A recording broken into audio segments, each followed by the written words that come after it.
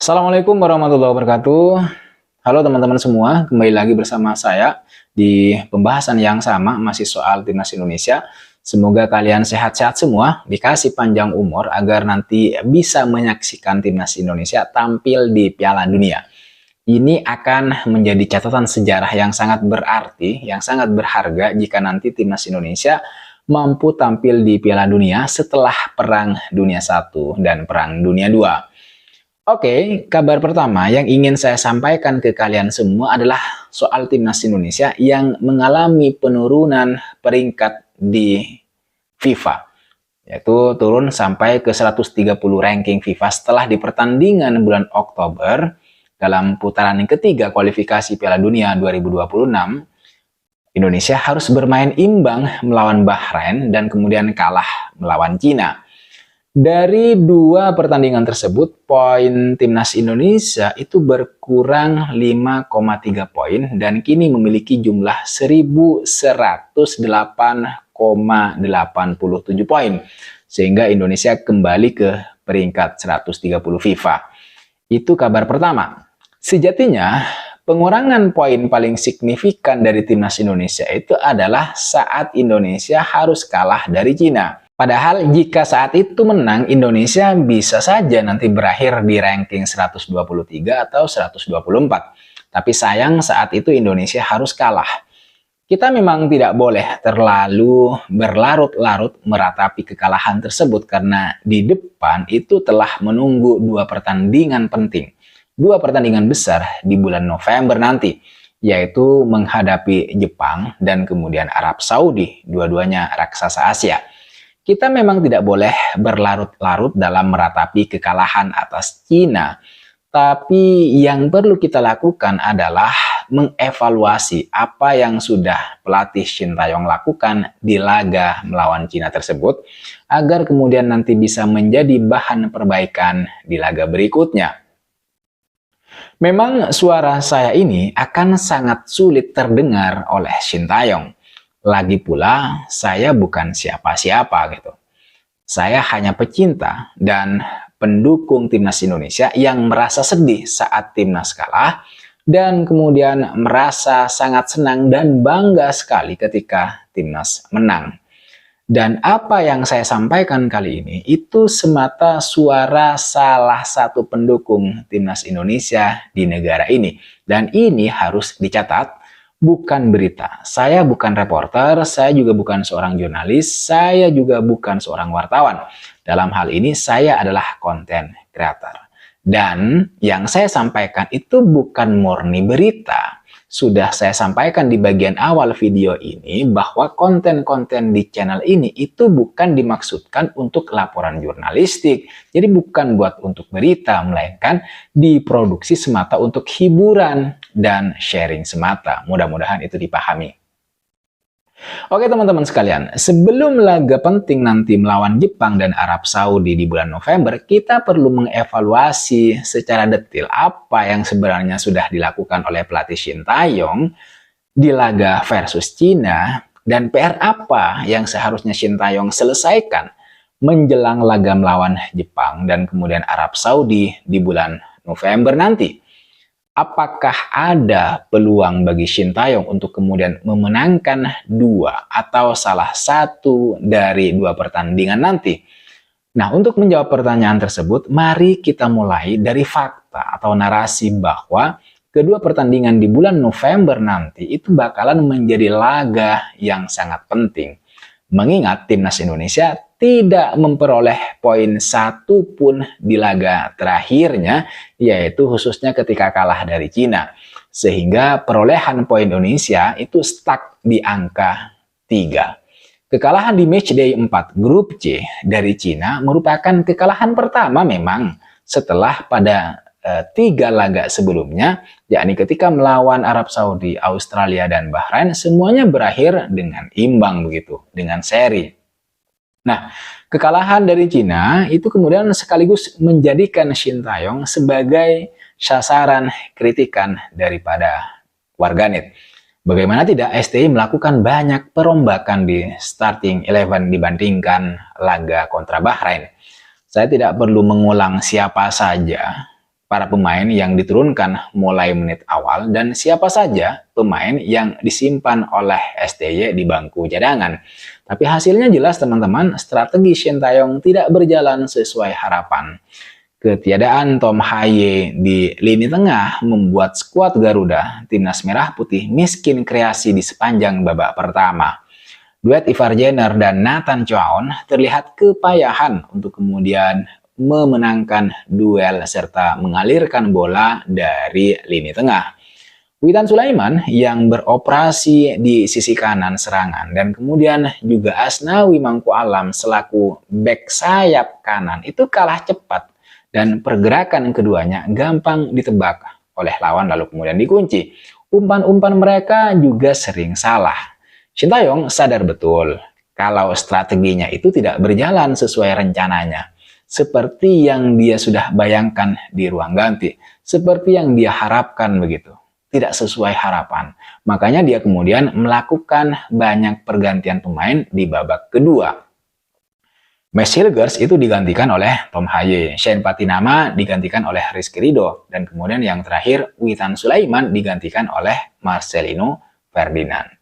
Nah, memasuki menit ke-85, giliran Asnawi yang kemudian diganti. Ivar Jenner juga ditarik keluar. Pertama Arhan dan Malik Rizaldi masuk menggantikan keduanya. Meskipun sempat memasukkan satu gol penting melalui tendangan Tom Ha-ye gitu, tapi langkah strategi yang diambil oleh Shin Tae-yong di babak kedua menurut saya itu sudah terlambat. Sehingga bahkan di waktu normal pun, yaitu selama 90 menit plus waktu tambahan, kita tidak bisa untuk minimal menyamakan kedudukan gitu. Sebenarnya yang paling mengagetkan dari Shin Tae-yong itu adalah begitu cepatnya dia mengganti starting line up. Ini yang tidak masuk akal bagi saya. Oleh sebab itu menurut saya jika Shin Tae-yong pengen memenangkan laga di bulan November nanti dan di bulan-bulan berikutnya untuk menjaga asa lolos ke Piala Dunia, Shin Tae-yong ya harus memperbaiki beberapa masalah begitu. Nah, masalah yang saya maksud yang pertama misalnya Shin Tae-yong harus bisa menemukan starting line up terbaik. Kita tahu semua, Shin Tae-yong dikritik ketika timnas Indonesia takluk dari Cina gara-gara mengubah susunan pemain atau komposisi pemain utamanya dari ketika menghadapi Bahrain. Padahal starting line up saat menghadapi Bahrain menurut saya itu sudah sangat bagus, starting line up terbaik. Bahkan jika wasit tidak ikut campur saat itu, Indonesia bisa memenangkan pertandingan begitu. Tapi entah kenapa Shin Tae-yong kemudian merubahnya lagi dengan pemain-pemain yang bahkan di 3 laga sebelumnya tidak pernah main begitu.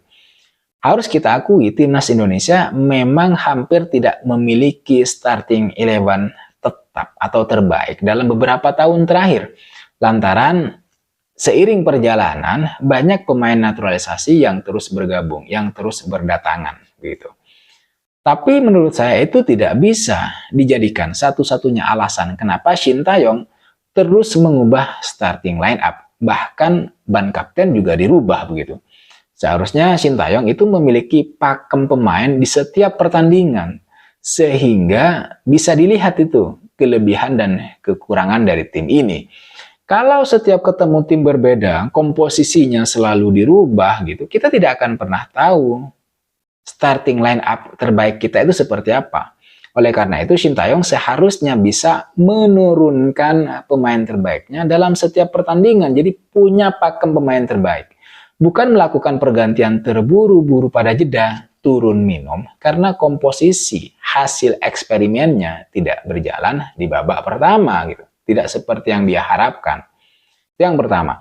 Yang kedua, Shin Tae-yong juga harus memaksimalkan potensi para pemain keturunan. Itu yang seharusnya dilakukan oleh Shin Tae-yong, bukan malah menyimpan mereka di bangku cadangan atau bahkan mencoret salah satu dari mereka dari daftar 23 pemain yang mau diturunkan begitu. Sebagai contoh misalnya, Eliano Reinders yang sebenarnya memiliki kemampuan untuk bermain di berbagai posisi itu tidak masuk dalam skuad terbaik timnas Indonesia saat menghadapi Cina. Pemain 23 tahun tersebut itu katanya tidak masuk dalam taktik Sintayong. Padahal atribut Eliano Reinders itu akan sangat berguna untuk timnas Indonesia. Apalagi pemain ini itu bisa bermain di banyak posisi, mulai dari winger, wingback, hingga kemudian fullback begitu. Malah yang sangat disayangkan menurut saya, Sintayong lebih memilih Asnawi Mangku Alam sebagai starter wingback kanan dalam formasi 3-4-3 dengan Sandy Walsh menjadi pelapisnya, yang bahkan tidak diturunkan hingga menit berakhir. Padahal di 3 laga sebelumnya, pemain ini, Asnawi maksud saya, kalau tidak keliru itu kan belum pernah dimainkan. Itu yang kedua. Yang ketiga, harus menambah pemain keturunan lagi dan kemudian memaksimalkan laga tandang. Menambah pemain keturunan, menurut saya itu wajib hukumnya ya. Karena skuad yang ada saat ini itu masih kewalahan untuk bertanding di level internasional, apalagi menghadapi Jepang. Ya, tim sekelas Jepang akan sangat kesusahan begitu. Oleh sebab itu PSSI harus bergerak cepat untuk kemudian mencari pemain-pemain keturunan yang bisa menambah kekuatan timnas Indonesia, terutama sekali yang signifikan itu di lini tengah dan kemudian lini depan. Kemudian timnas Indonesia juga harus memaksimalkan laga kandang. Saat ini timnas Indonesia menempati peringkat kelima klasemen sementara grup C. Timnas Indonesia itu memperoleh 3 poin sama seperti Cina selaku tim juru kunci. Namun hanya terpaut 2 angka dari timnas Australia yang menduduki posisi kedua. Dari 6 pertandingan tersisa di grup C, 4 diantaranya berstatus kandang untuk timnas Indonesia.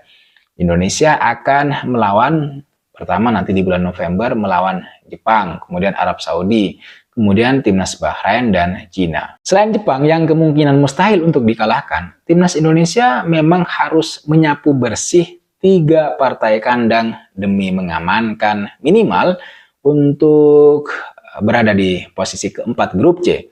Itu harus dilakukan agar timnas punya harapan untuk lolos ke Piala Dunia 2026. Mindset yang harus dibangun adalah kalau bukan sekarang, ya kapan lagi begitu. Itu harusnya.